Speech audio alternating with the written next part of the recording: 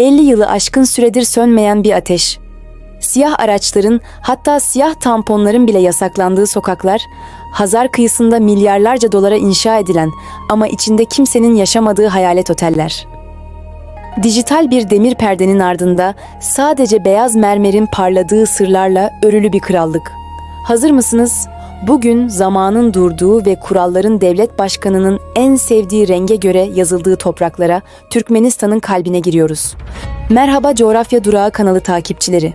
Bugün sizleri modern dünyanın en az ziyaret edilen, hakkında en çok efsane üretilen ve kapıları dış dünyaya neredeyse tamamen kapalı olan gizemli bir krallığa, Orta Asya'nın kalbindeki Türkmenistan'a götürüyorum.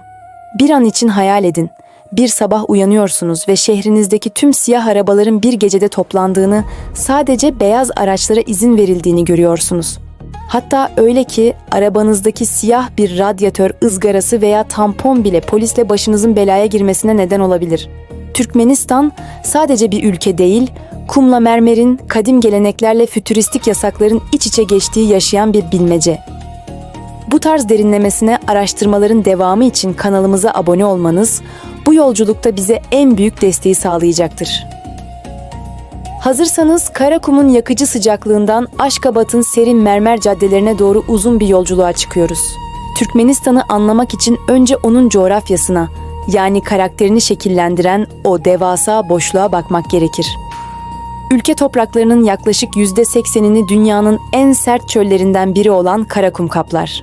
Bu uçsuz bucaksız kum denizi, yazın gölgede 50 dereceyi aşan cehennem sıcağıyla, kışın ise -33 derecelere kadar düşen dondurucu soğuğuyla insan iradesini her gün sınar.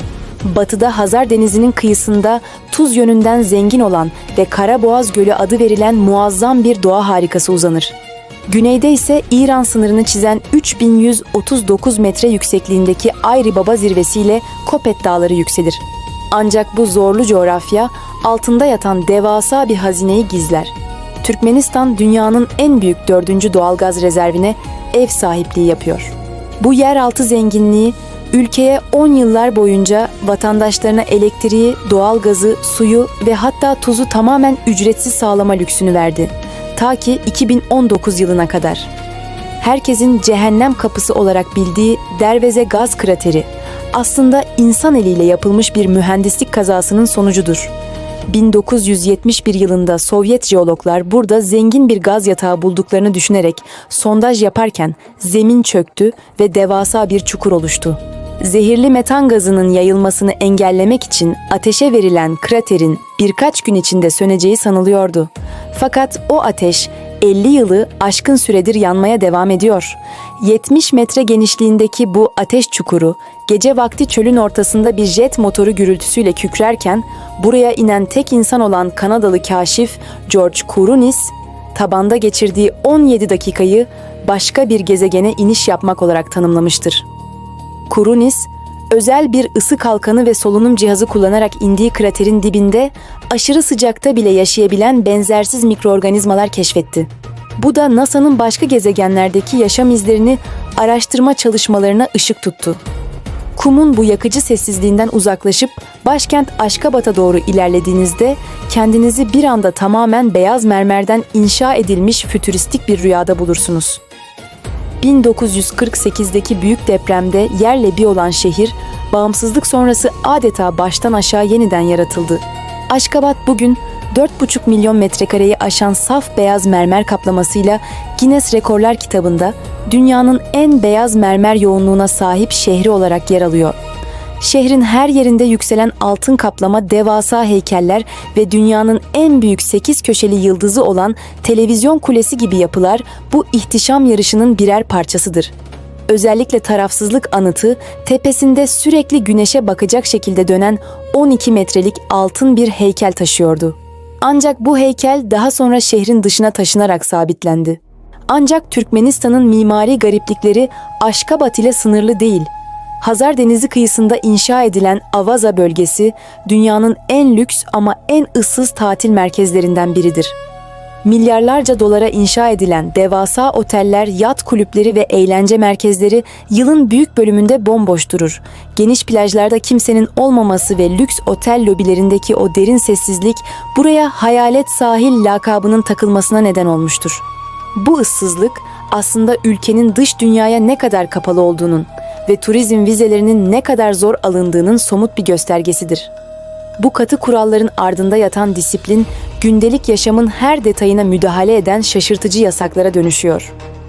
Devlet başkanı beyaz rengi uğurlu bulduğu için şehirde siyah araba kullanmak yasaktır. Yasaklar bununla da bitmiyor. Gençlerin sakal bırakması, kamu çalışanlarının saçlarını sarıya boyatması veya kadınların ağır makyaj yapıp tırnak uzatması gibi konularda devletin oldukça katı bir görüşü vardır. İnternet ise dünyanın en yavaşlarından biridir. 122 binden fazla alan adı engellenmiş durumdadır. VPN kullananların kutsal kitap üzerine yemin ettirilerek bu araçlardan vazgeçirilmeye çalışıldığı bilinmektedir. Bazı bölgelerde akşam saat 9'dan sonra uygulanan gayri resmi sokağa çıkma yasakları ve polis denetimleri toplumsal düzenin ne kadar sıkı tutulduğunu gösterir. Tüm bu kısıtlamalar arasında Türkmen halkı için değişmeyen kutsal değerse Ahal Teke atlarıdır. Dünyada bir at bakanlığına sahip tek ülke burasıdır. Altın at olarak da bilinen bu asil canlılar, metalik bir parlaklığa sahip tüyleriyle dünyanın en saf at ırklarından biri kabul edilir. Türkmenler atlarını ekmek, kuzu yağı ve yumurta ile besleyerek onlara bir aile üyesi gibi bakarlar. Öyle ki bu atların yurt dışına satılması yasaktır. Sadece çok özel durumlarda soylarının bozulmaması için kısırlaştırılarak hediye edilirler. Devlet armasının tam ortasında yer alan meşhur Yanardağ isimli aygır, bu ırkın ülkede ne kadar kutsal olduğunun en büyük kanıtıdır. Türkmenistan'ın kalbinde, dağların arasına gizlenmiş Nohur köyü ise bambaşka bir dünyanın kapılarını aralar. Modern dünyadan tamamen izole olan bu köyün sakinleri kendilerinin Büyük İskender'in soyundan geldiğine inanırlar. Nohur'un en ilginç özelliği ise mezarlığıdır. Burada her mezarın başında kötü ruhları kovduğuna inanılan devasa dağ keçisi boynuzları bulunur. Bu gelenek, İslam öncesi kadim inanışların Türkmen kültüründe nasıl hala yaşadığının en çarpıcı örneğidir. Şehrin merkezinde ise binlerce yıllık ticaret geleneği Altin Asyr yani meşhur Tolkuçka pazarında canlanır. Havadan bakıldığında dev bir Türkmen halısı motifini andıran bu devasa pazar, baharat kokularından el dokuması halılara, elektronik eşyalardan develere kadar her şeyin satıldığı bir kültür mozaiğidir. Burada pazarlık sadece bir ticaret yöntemi değil, sosyal bir iletişim biçimidir. Türkmen hayatının bir diğer önemli yapı taşı ise görkemli düğünlerdir. Türkmen düğünlerinde gelin, keteni adı verilen ve ağırlığı 20 kilogramı bulabilen kırmızı ipek bir elbise giyer. Elbisenin üzerindeki her gümüş takı ve her nakış gelini kötü ruhlardan koruyan birer muska kabul edilir. Düğün sırasında damadın kemerini çözmeye çalışması veya çeşitli playful testlerden geçmesi bu kadim göçebe kültürünün eğlenceli yanlarını yansıtır. Tarihin daha derin katmanlarına indiğimizde Vaha şehri Merv karşımıza çıkar. 12. yüzyılda dünyanın en büyük metropollerinden biri olan Merv, Selçuklu Sultanı Sencer'in görkemli türbesine ev sahipliği yapar. 5 metre kalınlığındaki duvarları ve çift cidarlı kubbesiyle bu yapı, Moğol istilalarından bile sağ kurtulmayı başarmış bir mühendislik harikasıdır. Bugün Türkmenistan 7,5 milyonu aşan nüfusuyla mermer şehirlerin ihtişamı ile çölün kadim sessizliği arasında kendine has bir denge kurmaya çalışıyor. 2023 yılında 5 milyar dolar maliyetle inşa edilen Arkadak akıllı şehri, ülkenin yeni teknolojik vitrini olurken, ekonomi hala büyük oranda doğalgaz ihracatına dayanmaktadır. Türkmenistan, her cevabın yeni bir soru doğurduğu, dışarıdan bakınca mermer bir heykel kadar soğuk ama içine girince bir Türkmen halısı kadar karmaşık ve sıcak bir coğrafya. Bizimle bu gizemli yolculuğa çıktığınız için teşekkür ederiz. Videomuzu beğendiyseniz beğen butonuna basmayı ve Türkmenistan hakkındaki düşüncelerinizi yorumlarda paylaşmayı unutmayın. Sizlere özel bir sorum var. Her şeyin devlet tarafından belirlendiği ama güvenliğin ve ihtişamın had safhada olduğu mermer bir şehirde yaşamayı mı, yoksa dijital dünyanın tüm imkanlarına sahip olduğunuz standart bir modern şehri mi tercih ederdiniz? Yanıtlarınızı bekliyorum. Bir sonraki bölümde görüşmek üzere, hoşça kalın.